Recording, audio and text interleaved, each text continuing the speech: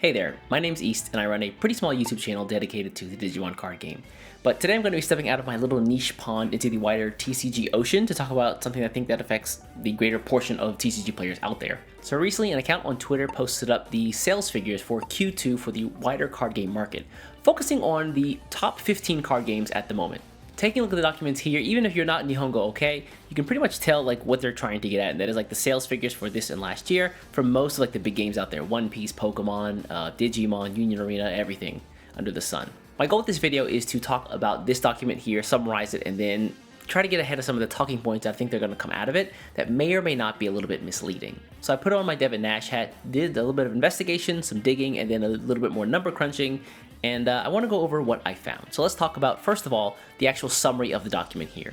Just taking a look at the Japanese, doing a quick translation. I do live in Tokyo, so I've got a decent command of the Japanese language. Not a great one, but enough to go over this document with a little bit of help from Google Translate. So the quick summary here is that it goes over the major card games in Japan right now, comparing their Q2 sales reports from this year and last year, so 2024 versus 2023.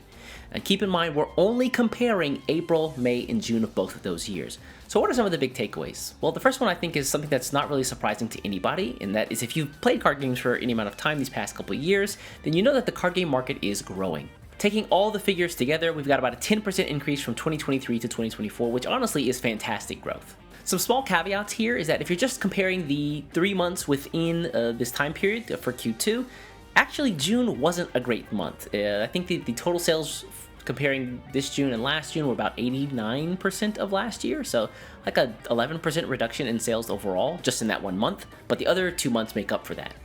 So that might be a sign that card games, while they are growing, that growth is starting to taper off. So I'm displaying the numbers as they appear in that document, and I just want to point out that I think the percent change is a little bit misleading.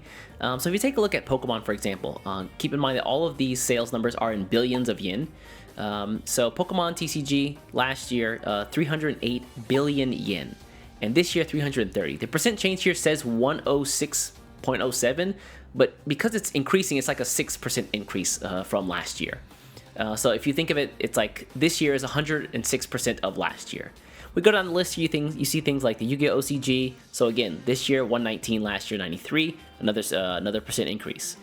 And for most of the card games you see at the top of this list, that's going to be the case. Things like Duel Masters, a long time, very famous card game and very big card game in Japan, still doing well. One Piece TCG, also a new player in the market, also doing really well. I think even in America and other countries, this game is going like bonkers right now. Some people are saying that it might even replace like one of the big three. But as you drop onto the list, you see some of the losers from this, things like Weiss, Magic the Gathering. The case of Dragon Ball is a little bit weird. You see that last year the sales numbers were 0, and that's because the game was not around during the time of April, May, and June of last year, and so there's no sales reports from last year to compare it to. So you can kind of remove or just ignore Dragon Ball on this list because there was nothing last year. The same is with some of the other games like Dream Order, which is like a baseball-focused card game here in Japan that just came out. Detective Conan, which recently came out as well. All these run around last year, but they are here now. So maybe next year we can get a better idea of what those games are doing or how they're doing. Some really crazy outliers. Yu-Gi-Oh! Rush Duel. You take a look. From last year, we've almost doubled the sales figures, which is insane. And just to toot my own horn here, when we're talking about like crazy good increases in sales percentages, Digimon card game also the same way here. 173% increase, 2.2 to 3.8. Fantastic. If you don't play the game, give it a shot. It's a legitimately good game. So again, simplifying quite a lot here and making it very digestible in a single video. Here are some of the surface level takes you can glean from all the information that I just talked about. Holy cow, how is Pokemon still growing after all of this time? The biggest game is only getting bigger. That's insane to me. Also, despite everybody quitting Yu-Gi-Oh!, sales are still increasing, which is really weird. I think if you're from the West, that's probably going to be really surprising to you. Also, somebody call the ambulance for Weiss. They may need help very soon. They may be on life alert or they're on their last legs at this point. So Rush Duel sales nearly doubled.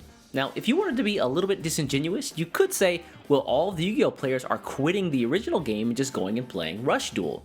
Source, I made that shit up. Also, if you're Union Arena, Battle Spirits, or Shadowverse Evolve, everybody's on life alert right now. Everyone's falling down the stairs and they need help and they can't get up. Hit the button on your neck, the ambulance will be there soon. And finally, Digimon stocks to the moon. Best game, baby, that's what I'm talking about, yeah! And with that said, cut to outro, we figured it all out, hit all the talking points, let's go. Nah, I'm just kidding. Pretty much everything I just said almost everything is wrong.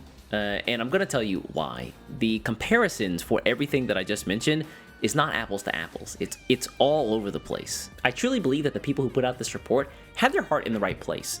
They just wanted to share information with the people out there to provide something, right, in a place where there is absolutely nothing.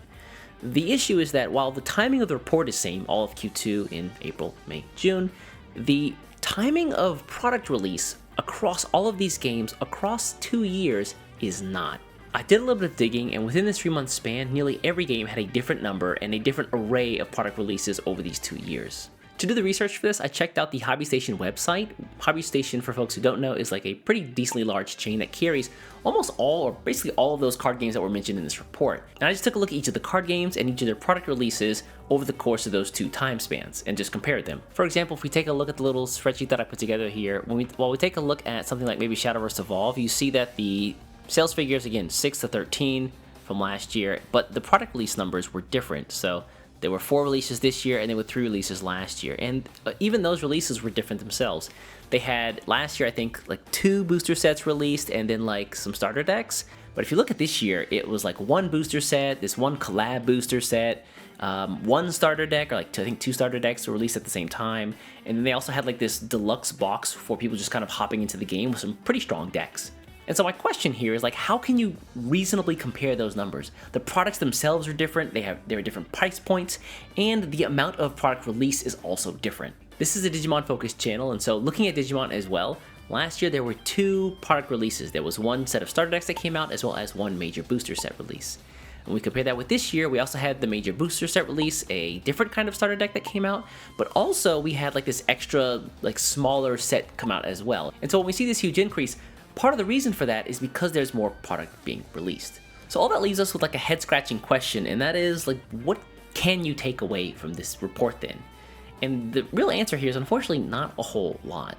I think some of the big takeaways that we mentioned at the beginning of this video, card games are still growing in Japan, definitely rings true. When we do compare the card game market as a whole, there are more players than there were 3 years ago, and the players that were already here 3 years ago, for the most part, are also seeing increases in sales. And finally, out of all of those, all 15 or even more card games out there, Digimon is still the funnest one to play. And so that's pretty much all I wanted to mention. I hope that this video gives you all the information you need to kind of debunk some of like the whack talking points that are going to appear over the next couple of days when you take a look at that report. Also, one other final thing is that you're probably wondering, well, what does all this mean to me if I live in Europe or America or LatAm or where have you? And honestly, the answer is not much.